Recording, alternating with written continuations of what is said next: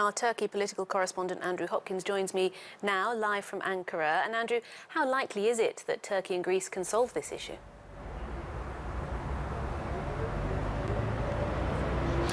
Well, I don't think they're getting very far at the moment, really. It's another attempt by Turkey to try and break this impasse between the two countries that's been going on for well over a year now.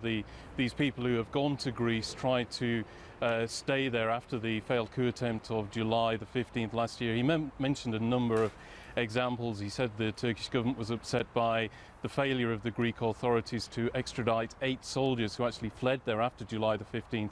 They're wanted in connection with the failed coup attempt, but they won't be sent back to Turkey.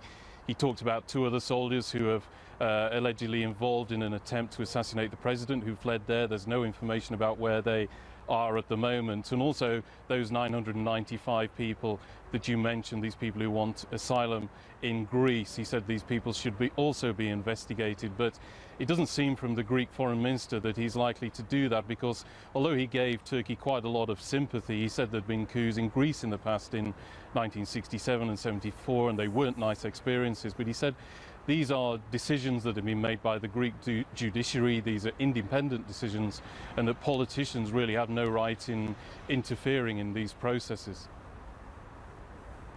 So the impasse continues for now. How has this dispute over the alleged coup really affected relations between the two countries?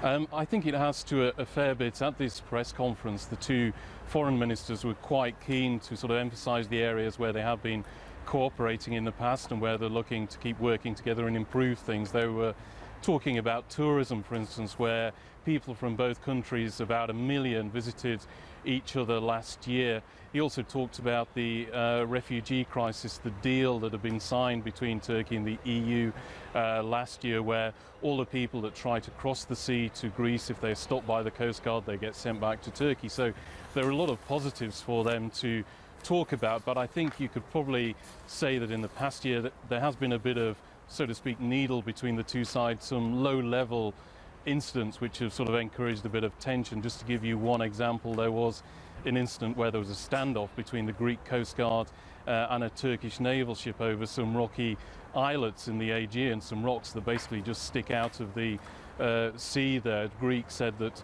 Turkey had encroached into its territorial waters at that occasion, and this was over within a short period, but it just goes to show you how these little things have been sort of dogging relations, I think, for the past year or so.